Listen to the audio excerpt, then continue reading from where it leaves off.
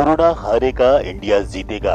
एक बार फिर कोरोना के बढ़ते आंकड़ों के बीच हमें सुरक्षा और बचाव की जरूरत है। कोरोना अभी हमारे देश से खत्म नहीं हुआ है। कोरोना से बचने के लिए राज्य सरकार और जिला प्रशासन ने जो उपाय बताए हैं उसका पालन करें। कोरोना जैसी गंभीर महामारी को फैलने से रोकें और खुद की व अपने परिवार की हिफाजत करें।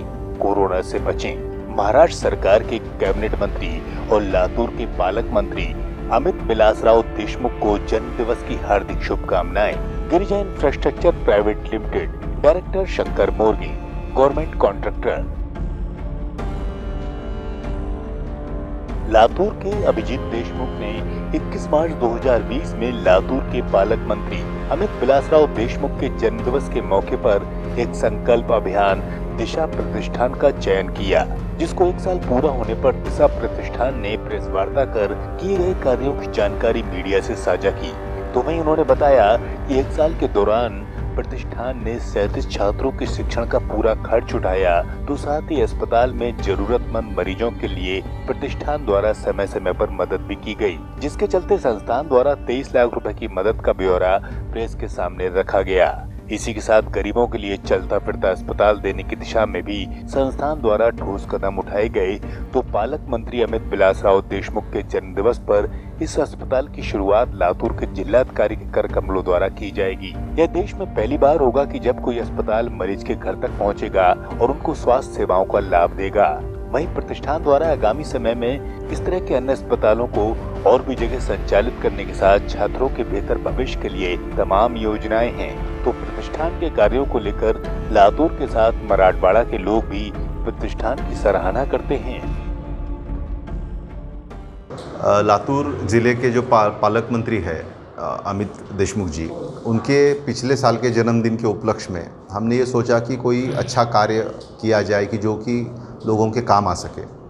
उस हिसाब से हमने ये तय किया था कि जो ज़रूरतमंद जो विद्यार्थी है, जो स्टूडेंट्स हैं, तो उनको फाइनेंशियल सपोर्ट, आर्थिक सहकार्य हम हमारी ओर से करेंगे। ये तय करते हुए हमारा एक ग्रुप वहाँ पे तैयार हो गया। जो हमारे सारे सहकारी है वो हम सारे इकट्ठा आ गए और उस दिन हमने 2 विद्यार्थियों को आर्थिक सहकार्य उस दिन किया।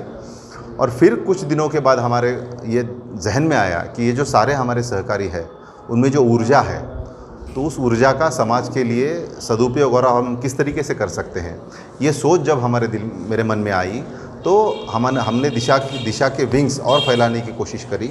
और फिर हमने विद्यार्थियों को आर्थिक मदद के साथ हमने आरोग्य में भी काम करना चालू किया, क्योंकि बहुत से लोग ऐसे हैं कि जिनको आजकल आप जानते ही हैं कि हर हॉस्पिटल का खर्चा, बिलिंग का कितना बढ़ गया है। तो बहुत लोगों को आर्थिक सहकारी की ज़रूरत पड़ती है। वो भी करने का संकल्प हमने साल भर में किया। और फिर हमने जो रोज़गार, ये जो बहुत बड़ी समस्या हमारे देश में है कि लोगों को ये तो है कि मेरी पढ़ाई हो चुकी है, मेरे पास एक डिग्री है, लेकिन मुझे नौकरी कहाँ मिलेगी ये उसको मालूम नहीं होता है। और कुछ संस्थाएं ऐसी होती है जिनको नौकरों की ज़रूरत होती है, लेकिन वो कहाँ से आएंगे ये पता नहीं होता है। तो ये दोनों का मिलाप करने का काम दिशा ने साल भर में किया। और मुझे आपको बताते हुए बहुत खुशी होती है कि पिछले साल भर में हमने 37 विद्यार्थियों को आर्थिक मदद की और हमने 17 जो पेशेंट्स हैं उनको भी हमने आर्थिक मदद की। और इस हिसाब से पूरे साल भर में दिशा ने 23 लाख रुपए की आर्थिक सहकार्य ये विद्यार्थियों को और जो पेशेंट्स थे उनको किया है। और 55 लोगों को हमने रोजगार उपलब्धता भी वहाँ पर करवा करके दी है। इन 1 सालों में किन लोगों ने आपको मदद की? ये हमारा जो ऑर्गेनाइजेशन है वो बेसिकली सेल्फ फंडेड है। हमारे जो 15 संचालक है वो हम हर महीने को एक रकम दिशा के अकाउंट को जमा करते हैं और उनमें से ये सारे संस्था का खर्चा हमारा चलता है। लेकिन जब ये ऐसा कहते हैं ना कि अकेला ही चला था जानिब मंजिल, मगर लोग जुड़ते गए और कारवां बनता गया। तो जैसा ही हम ये हमारा जो सफ़र था वो जो चालू था, तो समाज में के जो दानशूर लोग थे उन्होंने देखा कि ये लोग अच्छा काम कर रहे हैं, तो उनका हमारे प्रति रुझान बढ़ता गया।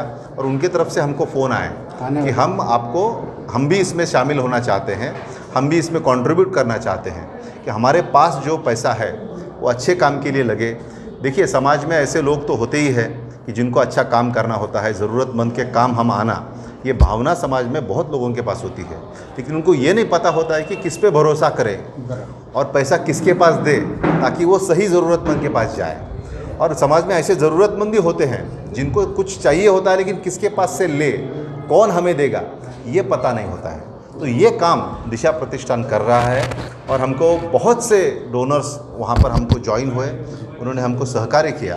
अब मैं सभी के नाम तो यहाँ पर लेना नहीं चाहूँगा, क्योंकि अगर गलती से किसी का नाम रह गया तो जिनका नाम लिया है उसको तो अच्छा लगेगा, जिनकी गलती से अगर किसी का नाम रह गया तो उस आदमी को बुरा लगने की शक्यता है। इसलिए मैं किसी का नाम पर्सनली लेना नहीं चाहूँगा, लेकिन जिन्होंने भी दिशा प्रतिष्ठान पे भरोसा किया और ज़रूरतमंद के वो काम आए। मेरा इस पे एक मराठी में एक वाक्य है की क्षमतावंतांना गरजवंतांशी भेटवण्याचं माध्यम म्हणजे दिशा प्रतिष्ठान। माने कि जो लोग क्षमता में हैं उनको ज़रूरतमंदों से मिलाने का माध्यम दिशा प्रतिष्ठान है, और वो दिशा प्रतिष्ठान पिछले 1 साल से कर रहा है। और 21 तारीख को और आने वाली 21 तारीख को हमारा जो वर्धापन दिन है, एक साल हम पूरा कर रहे हैं। सिर्फ 1 साल पुरानी ये संस्था है और ये पूरे साल भर में जो आपने हमको प्यार दिया है, जो हमें भरोसा जताया है, उसके लिए हम आपके बहुत बहुत आभारी है। और ये आने वाले 1 तारीख को हमारा वर्धापन दिन जो है, उस दिन हम ये फिरता दवाखाने का लोकार्पण लातूर के ज़िलाधिकारी 21 तारीख को लातूर के ज़िलाधिकारी पृथ्वीराज जी और जिला परिषद के सीओ गोयल जी, इनकी उपस्थिति में हम करने जा रहे हैं। और ये आने वाली 21 तारीख से दिशा प्रतिष्ठान का जो ये फिरता दवाखाना है, ये ज़रूरतमंद ग्रामीण लोगों के पेशेंट्स के काम आएगा और उनकी सेवा में रुजू हो जाएगा।